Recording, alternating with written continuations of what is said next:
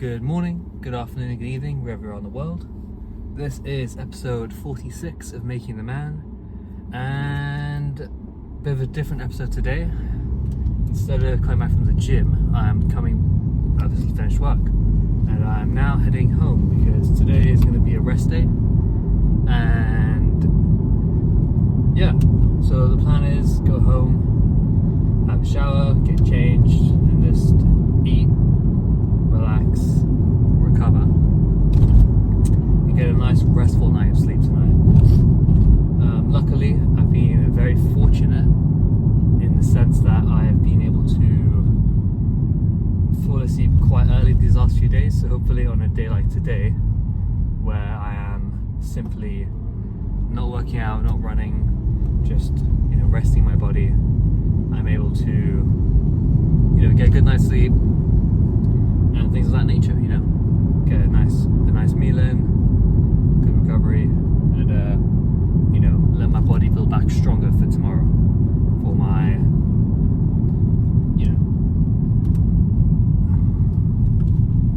actual a day where I'm working out and things like that. So yeah, that's the plan for today. In terms of food, today I had a breakfast bar this morning.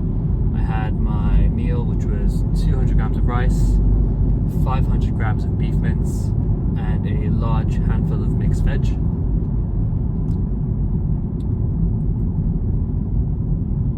And that's it. I didn't end up having any porridge. I actually forgot to have porridge. And yeah, I'm going to be going home to have 10 eggs with 2 slices of toast for dinner tonight. And that's probably going to be it for me for the day. So yeah, that's the plan. And yeah, I think recovery is super, super important. I actually want to talk about this, a little bit today. I genuinely think recovery is, it's not a hot take or anything, but recovery is incredibly important in the maintenance and growth of your muscles. You can, do days, I was about to say you can work out 7 days a week and not recover, but realistically, the time you're not working out is recovery time. So, I can't really say that,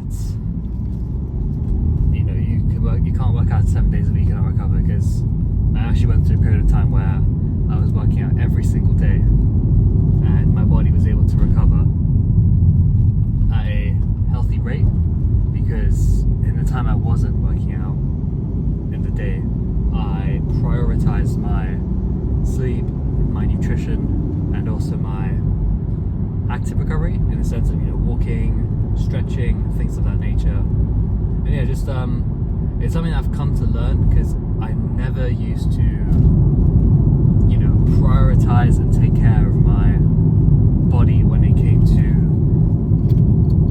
me actually recovering after a workout, or recovering in the sense that I would do a workout or I would do some cardio and not stretch, or do things like swimming or sauna, things like that, things that I did have access to at the point where I wasn't working out 7 days a week, every week. Yeah, some of my more favorite things to do are, let's say you're doing a week where you're not doing any cardio, or like any intense cardio.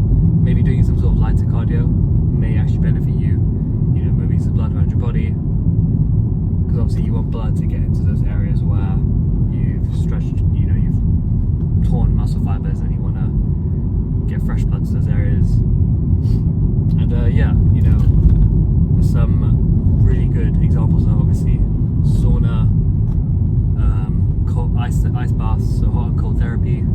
Stretching is major, because imagine you have worked out a muscle and obviously it's torn, and then it feels sore when you stretch it because it's torn at that length.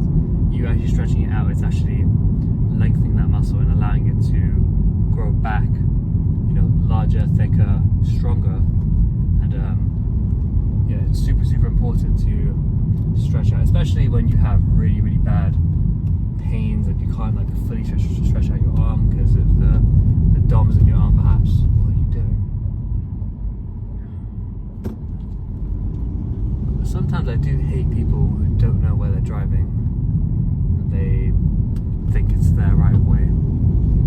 Anyhow, yeah, no, recovery is really important, and especially I know I've been mentioning these videos where in my runs the first kilometer is pretty tough on my legs, and I don't actually think that pain is just being generated from not stretching.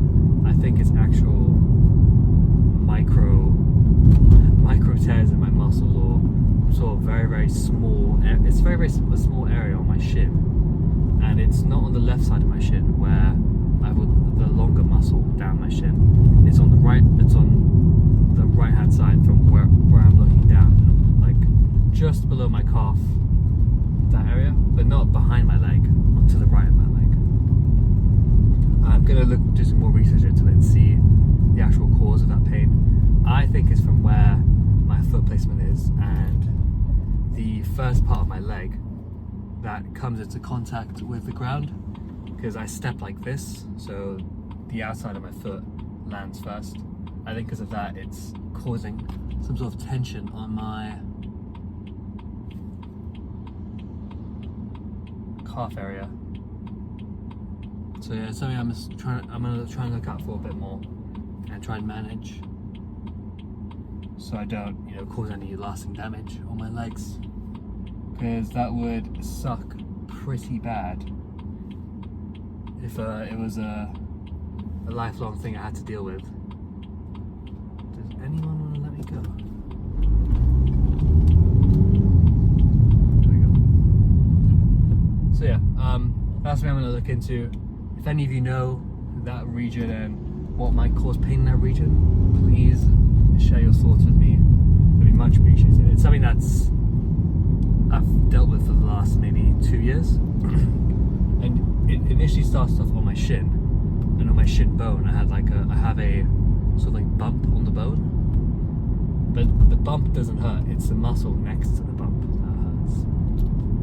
But yeah, I'm not quite sure what it is. I have looked it up before, and it's usually things that come up as shin splints, which I used to get, but I don't really get them that much. And I would just massage the muscle along my shin, and then it started hurting even after I've massaged it. So I'm not really quite sure what the source of the pain is. It is something to look more into, because if I want to continue my running, and I want to continue with pain-free running, or I want to create some pain-free running, it's probably in my best interest to try and mitigate that pain now and prevent it moving forward, as opposed to trying to fight through the pain, because I might just make it worse, and also maybe make it turn into a worse variation of what it is right now, and maybe something that is lifelong or permanent damage, which I don't really want at all. So yeah, I'm gonna look into it, and I just wanted to share it with you guys here. Also for me, maybe in 2 years time, or a year's time even, I fixed the pain and I can look back on it and remember based on what I said how horrible that pain felt. Because it's not an extremely bad pain, it's just when you're not running and you're walking, you can feel it slightly. If you just, let's say you've been sat down for an hour and you get up, you're like, oh, I feel that pain in my shin. That really hurts. It just feels really unnatural to have pain there, because your legs will be quite strong. Your shin bone should be really strong, but I guess if the ligaments around the bone are strained, then there's not really much you can do apart from rest your foot or your leg, and you have to walk around, so you can never really get that 100% rest that you should be getting. And if you have both legs, you can't really walk around, so it's a bit of a unique scenario to be in. So yeah, it might just affect people who are larger, who run taller and heavier than the average person. That might be what it is. I don't think it should be that. I think this would probably affect a lot of people. But it is something I'm going to look into and try and remedy up a solution or a protocol for stretching, or, you know, trying to reduce the pain as much as possible. If I can reduce it to a point where it's very, very minimal, it's something I can live with. But the way it is right now, it is painful, but it's the kind of pain that it's noticeable until it fades away, and then once it fades away you forget about it, and then it comes back and you think, it still really hurts, you know. But yeah, those are my thoughts on that and that topic of recovery, especially, you know, something I want to introduce more heavily into my life, especially stretching. Because as it stands, I do a good amount of stretching because of my runs, but if I never did my runs, I wouldn't do as much stretching, and that is a problem, obviously. Because last thing you want in the world is to not be able to reach and touch your back, things like that. Especially if I'm going to be transitioning into a combat sport, I want to be as athletic and flexible as possible. Obviously, I don't need to be able to do things like splits or, you know, any sort of advanced gymnastic related movement, obviously. But, you know, being able to do some basic things like having good shoulder mobility, things like that, are all things that I'm quite interested in having, and things I want to incorporate into my routine for life in general. I think it'd be a really good idea. So those are my thoughts on that. But yeah, I don't think there's really anything else I wanted to talk about. Seeing as I'm not going to the gym, there's not really much to talk about. But I think I'll be altering some of my workouts moving forward. And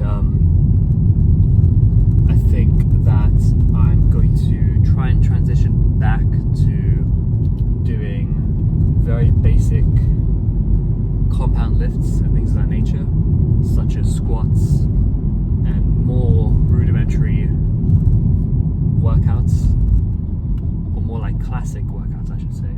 Things like, so instead of doing like Smith machine presses, I'm going to go back to just doing inclined dumbbell presses, and you know, just things that are more classic and more well known, because I think with these more advanced movements, form needs to be super correct for you to really feel anything, and I want to be able to throw around heavier weights as well at the same time, as opposed to just keeping you very, very restricted and only working to that very small range of motion to get that contraction. But it's something I want to think about, and maybe I'll do a revised workout plan. I do like doing the 2 sets, and I do surprisingly get quite a good pump from doing the 2 sets. Obviously that is dependent on the workout, because some exercises I don't really get a pump at all really. But yeah, I'm going to try and center it around basic things where I can guarantee a pump, I can guarantee a really good contraction. I'm not trying anything too experimental, because at the end of the day, you know, working out should be relatively simple, you know, like in a caveman perspective. Pick up heavy weight, move heavy weight, put heavy weight back down, do it again. So it's a very, very basic steps, and that's why machines are so good, because you're restricted to that machine, and that machine is purposely built for you to actually do that movement in that particular way. But yeah, it's something that I want to go back to classic workouts with classic movements. They're just good, you know, and something that you can't get bored of. There's good progression, you know. That's what I plan to do. So yeah, those are my plans moving forward, and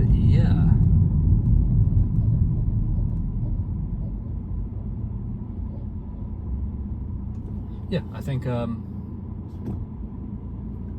it's going to be exciting, and it'll be a nice change, seeing as I've done what I'm currently doing for about 3 months. I know you should really switch up your programs from between 3 and 6 months of doing them. I think now's a good time though, where my diet's more or less on track. So as I'm losing weight, I'm doing something new, so it keeps me really, really engaged, really interested. And motivated for the most part. But obviously, incorporating those points of discipline when needed as well. But yeah, those are my current thoughts. I don't know how long this video is actually. It feels like I've been talking for half an hour, but it might just be 15 minutes. So yeah, those are my thoughts moving forward. Obviously, tomorrow is going to be back to routine scheduling with the run and the gym.